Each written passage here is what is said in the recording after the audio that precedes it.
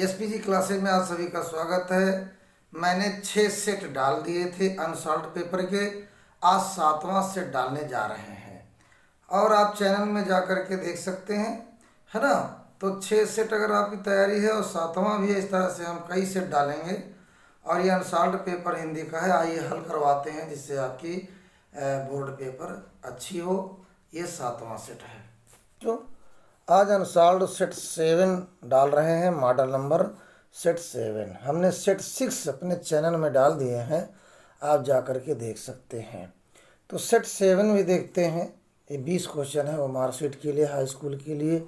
तो यहाँ पर पहला क्वेश्चन है आपका, हम जूम करके बताते हैं, बहुत अच्छी बात है। वैदेही वनवास के रचनाकार हैं। अगर बार बार सेट देखो तो आपको सब क्वेश्चन आ जाएंगे। वैदेही वनवास के रचनाकार हैं मैथिली शरण गुप्त, महादेवी वर्मा, अयोध्या सिंह उपाध्याय हरिऔध और सियाराम शरण गुप्त। तो बच्चों यहाँ पर वैदेही वनवास के रचनाकार हैं अयोध्या सिंह उपाध्याय हरिऔध, अयोध्या सिंह उपाध्याय हरिऔध। आइए अगला क्वेश्चन देखते हैं कि प्रयोगवाद प्रयोगवाद प्रयोगवाद के कवि हैं भूषण, अज्ञेय, सुमित्रा नंदन पंत, महादेवी वर्मा। भूषण, अज्ञेय, सुमित्रा नंदन पंत, महादेवी वर्मा। तो बच्चों प्रयोगवाद के कवि हैं अज्ञेय। अज्ञेय इनका पूरा नाम है सच्चिदानंद हीरानंद वात्स्यायन अज्ञेय, और इन्होंने पहला तार सप्तक 1943 में प्रकाशित किया, और ये प्रयोगवाद के भी कवि हैं। आइए अगला क्वेश्चन देखते हैं। यहाँ पर देखिए, भाव विलास। भाव विलास के रचनाकार हैं देव, बिहारी, चिंतामणि, मतीराम। पहली बात तो अगर कभी भी विलास शब्द आता है, विलास, तो समझो वो देव का है। तो भाव विलास के रचनाकार कौन है? देव। तीसरे का पहला सही होगा। बहुत बढ़िया।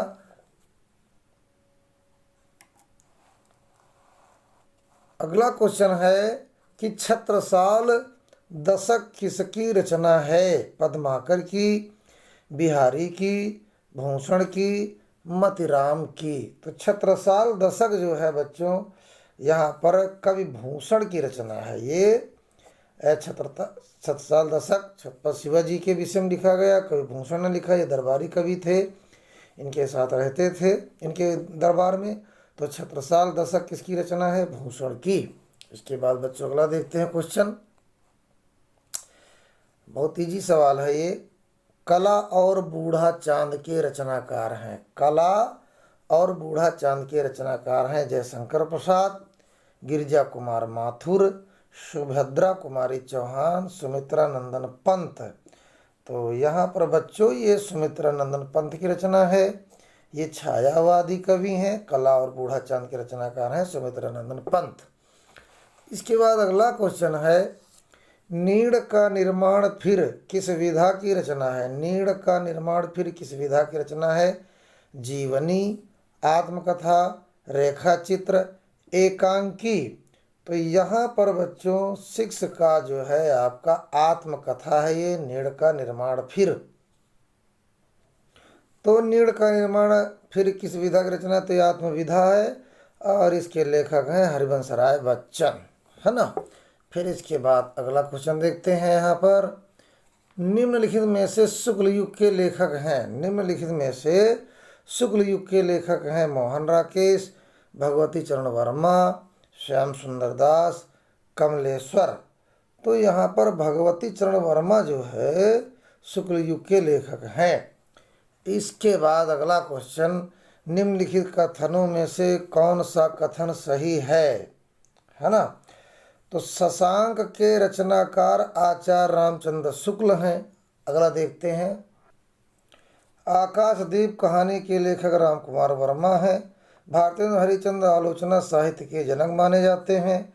क्या भूलूं क्या याद करूं निबंध के लेखक जयशंकर प्रसाद हैं।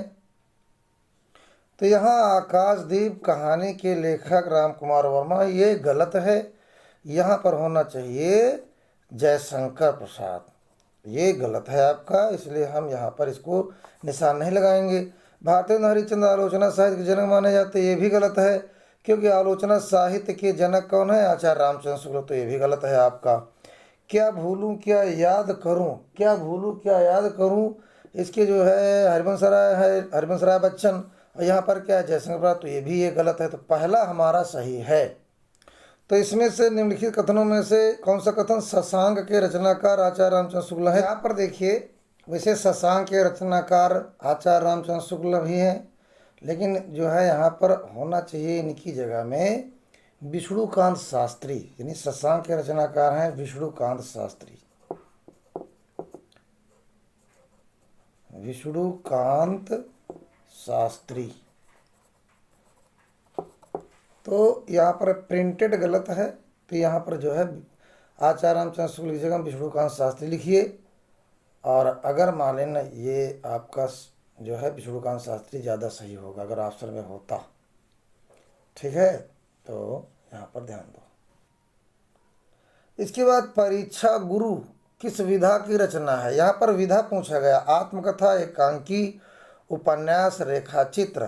तो बच्चों परीक्षा गुरु प्रथम मौलिक उपन्यास भी है और ये उपन्यास है, इस पर सी पर हम लगाएंगे। इसके बाद अगला क्वेश्चन आपकी स्क्रीन पर कि बाण भट्ट की आत्मकथा के रचनाकार हैं जयशंकर प्रसाद, हजारी प्रसाद द्विवेदी, रांगे राघव, धर्मवीर भारती। तो यहाँ पर बाण भट्ट की आत्मकथा के रचनाकार हैं आपके हजारी प्रसाद द्विवेदी, इसलिए हम बी पर निशान लगाएंगे। अगला देखते हैं, रस के कितने अंग होते हैं? 5, 4, 3, इनमें से कोई नहीं। तो यहाँ पर बच्चों रस के जो है 4 अंग होते हैं, यहाँ पर 4 पर लगाएंगे।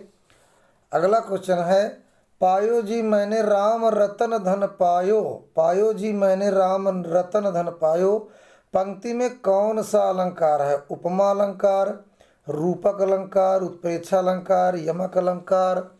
तो बच्चों ये पंक्ति जो है मीराबाई की है और मीराबाई भगवान कृष्ण की उपासिका थी। तो पायो जी मैंने राम रतन धन पायो, देखो राम रतन है ना, यहाँ पर सब समझना है। राम रूपी रत्न, राम रूपी रत्न ये उपमेय है, ये उपमान है ना, तो उसका एक रूप दे दिया गया, इसलिए यहाँ पर रूपक अलंकार। अगला क्वेश्चन है, सोरठा के पहले चरण में कितनी मात्राएं होती हैं? मैंने बार बार बताया कि सोरठा छंद दोहे छंद का उल्टा होता है, तो यहाँ पर 11 होगा, है ना, बहुत बढ़िया। इसके बाद अगला क्वेश्चन, निर्दय शब्द में प्रयुक्त उपसर्ग है, उपसर्ग मूल शब्द के पहले लगता है, प्रत्यय मूल शब्द के बाद लगता है। तो यहाँ पर दय, नि, निर, नीर, तो यहाँ पर जो है निर होगा, निर्धन दय, निर आपका उपसर्ग हो गया। नील गाय, कितना बढ़िया। नील गाय में कौन सा समास है? कर्मधारय समास, द्वंद्व समास, द्विगु समास, बहुब्री समास। तो यहाँ पर बच्चों नील माने नील विशेषण है, गाय गाय, नील गाय। जहाँ पर पहले विशेषण हो बाद में विशेष से हो जिसकी विशेषता बताई जाए वहाँ पर कर्मधारय समास होता है, कर्मधारय। इसके बाद खेत का तत्सम रूप है भूमि, जमीन, क्षेत्र, पृथ्वी। बहुत बढ़िया क्वेश्चन है। तो खेत का तत्सम रूप है क्षेत्र, क्षेत्र। इसके बाद अगला क्वेश्चन, युष्मद शब्द का पंचमी विभक्ति बहुवचन का रूप होगा। युष्मद शब्द का पंचमी विभक्ति बहुवचन का रूप होगा, तो यहाँ पर बच्चों होगा युष्मत, युष्मत। तुम युवाम यूयम, त्वम युवाम, युष्मान वाले रूप हैं, तो यहाँ युष्मत होगा। इसके बाद भाववाच्य में किसकी प्रधानता होती है? कर्ता की प्रधानता, कर्म की प्रधानता, क्रिया की प्रधानता, इनमें से कोई नहीं। तो भाववाच्य में किसकी प्रधानता होती है? देखिए कृत्यवाच्य में कर्ता की प्रधानता होती है, लेकिन भाववाच्य में क्रिया की प्रधानता होती है, इसलिए हम क्रिया में लगाएंगे क्रिया, यहाँ पर क्रिया की प्रधानता होती है। यहाँ पर लिखा है वाक्य के कितने तत्व होते हैं? 2 4 3 8। तो बच्चों यहाँ पर वाक्य के कितने तत्व होते हैं? 2 होते हैं। सब्जेक्ट प्रेडिकेट कर्ता है ना, और जो है कर्ता विधेय, यही तत्व होते हैं। यहाँ पर ये 2 में आएगा। इसके बाद अविकारी पद को अन्य किस नाम से जाना जाता है? अविकारी पद को अन्य किस नाम से जाना जाता? अपव्यय पद, अव्यय पद, व्यय पद, इनमें से कोई नहीं। तो यहाँ पर बच्चों अव्यय पद आएगा, अव्यय पद। फिर इसके बाद आपको पेपर का प्रारूप हर बार बताते हैं। ये देखिए, ओमार में जिला कोड नाम लिखा जाएगा, केंद्र कोड, अनुक्रमांक, विषय का कोड नाम, प्रश्न पत्र संख्या। एक बात और यहाँ पर हम बताने देते हैं आपको, ये देखिए, ये मेन चीज़ है आपका। अगर आप आधा गोला रंगते हो तो गलत, ये बीच में रंगते हो किनारे नहीं तो गलत, किनारे रंगते हो बीच में नहीं तो गलत, ऐसे लाइन खींचते हो तो गलत, ये क्रॉस लगाते हो तो गलत। आपके सही गोले हैं ये, है ना। इस तरह से आप गोले रखोगे, कंप्यूटर आपके सही नंबर देगा। इसके बाद देखिए, यहाँ पर कक्ष निरीक्षक के हस्ताक्षर और मार्कशीट में आएगा, केंद्र निरीक्षक के हस्ताक्षर आएंगे यहाँ पर, है ना। ये केंद्र, यहाँ पर कक्ष निरीक्षक हस्ताक्षर, यहाँ पर जो है। फिर यहाँ देखिए, यहाँ पर क्या दिया है, यहाँ पर परीक्षार्थी के हस्ताक्षर, यहाँ पर कक्ष निरीक्षक के हस्ताक्षर, फिर यहाँ पर केंद्र व्यवस्थापक के मोहर लग जाएगी। इस तरह से आपको मार्कशीट होगी। धन्यवाद बच्चों। अगली वीडियो पाने के लिए इसको आप लाइक सब्सक्राइब कर लेना और कमेंट करना कोई कमी हो तो। धन्यवाद।